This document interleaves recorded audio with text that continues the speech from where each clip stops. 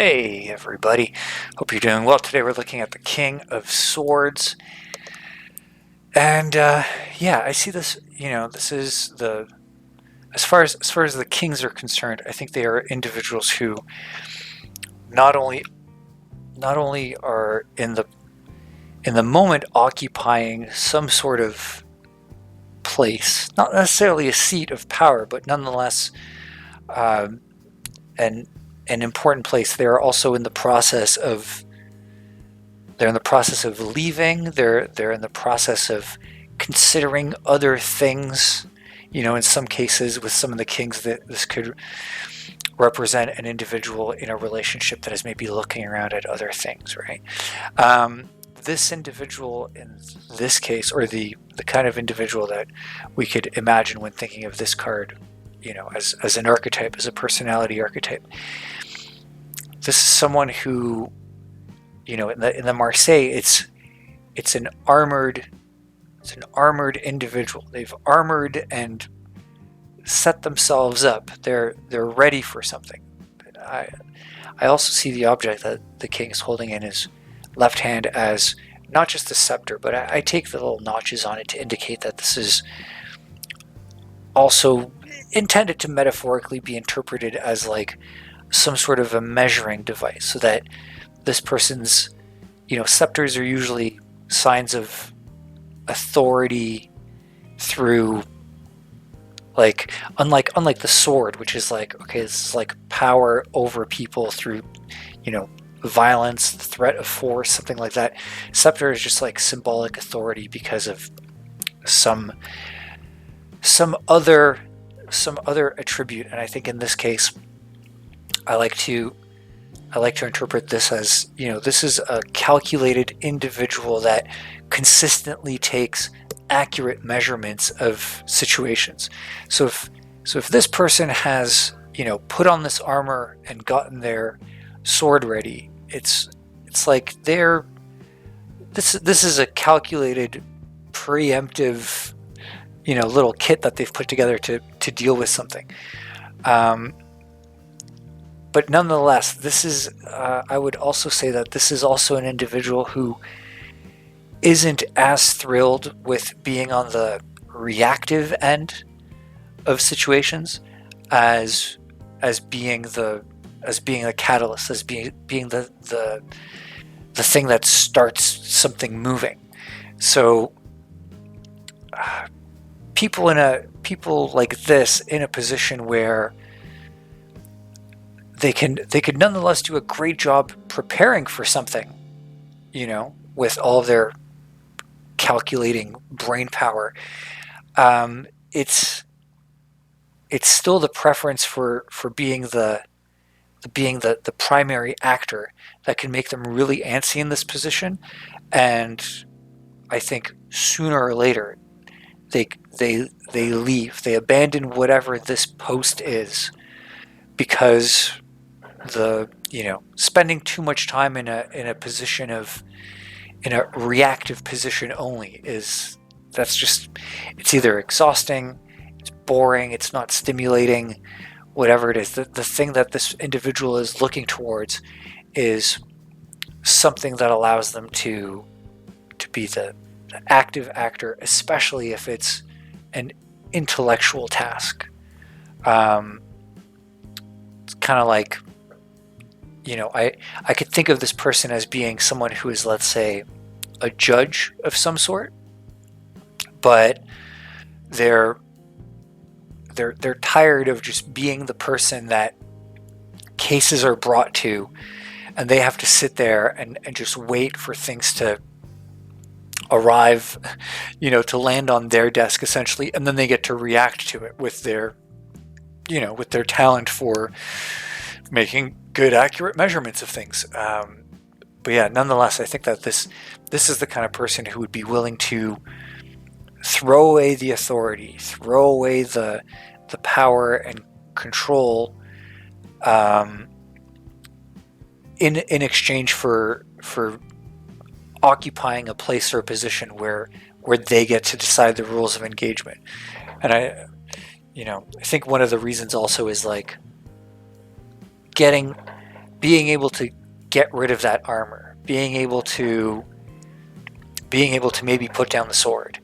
It's like those are absolutely necessary, tools or equipment in a situation where you know that sooner or later a fight of some sort, metaphoric or actual, is coming your way. So it's good to have these things, but it's the reason it's coming to you is because you're immobilized. You have to stay in this.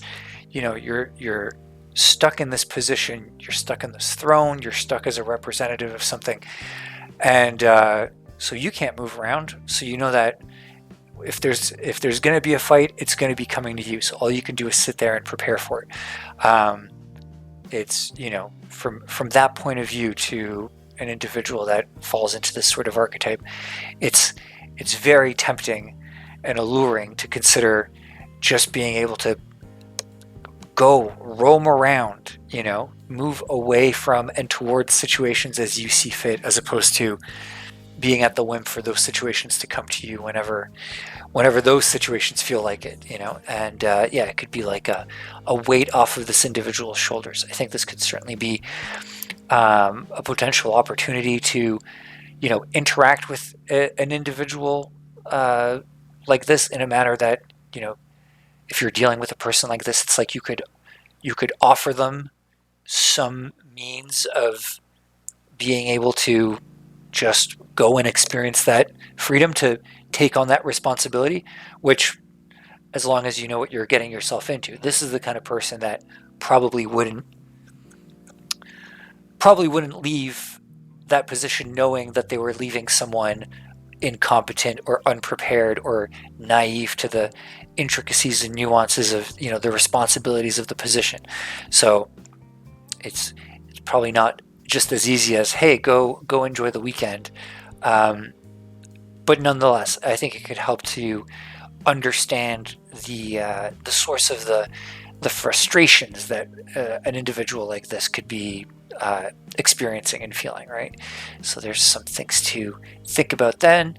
Let me know if this reminds you of anyone. Any people like this, some bosses, some authority figures, in a relationship.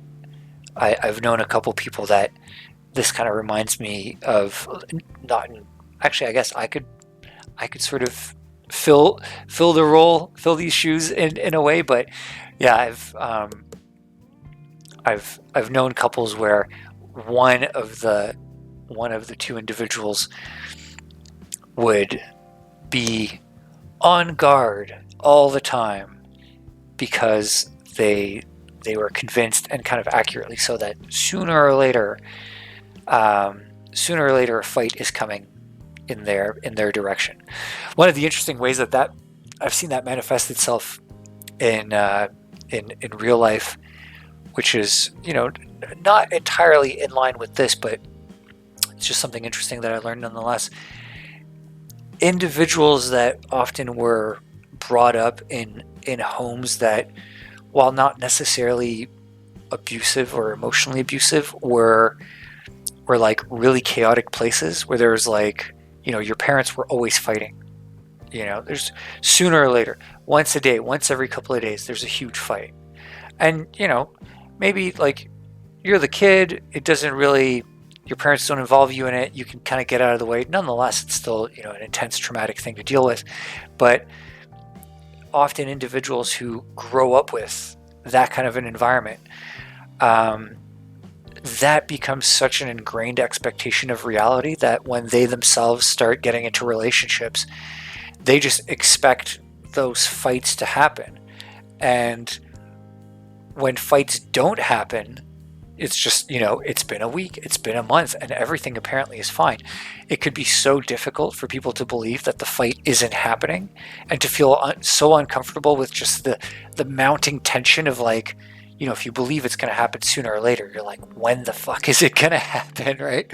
That often these individuals end up starting the fight themselves over just whatever stupid reason, because actually having the fight is less of an emotionally taxing experience than the endless, being on the edge of your seat of waiting for when this is going to happen. And yeah, some of the people that I've interacted with over the years that, we're the kind of people where like one person in the relationship accuses the other person, like they just start these things for no fucking reason. It seems like at first it's like, oh, I'm sure they have their reasons, and relatively, consistently, this has been one of those key background things where as soon as someone is asked about it, it's like, did your parents fight a lot in your childhood home? It's like, yeah. It's like, do you expect fights to happen all the time? And it gets tense if the fight's not happening. It's like, it's a big eye-opening moment for a lot of people. But yeah, just another interesting aspect of the symbolism of being, you put on the armor. This is the kind of individual that preemptively puts on the armor because they believe the fight is coming, and it's not just necessarily paranoia. It's they've done the calculation. Statistically, the fight comes every however often. So you put on the armor waiting for it, but the longer you have the armor on that the fight isn't happening, the more the weight of that armor, the more the weight of that state of preparedness, being ever vigilant, is incredibly exhausting after a while. So it's this kind of person where it's just like, okay, well, at least if I just fucking left the relationship, the job, the responsibility, whatever, at least I could drop this weight that I've been carrying around.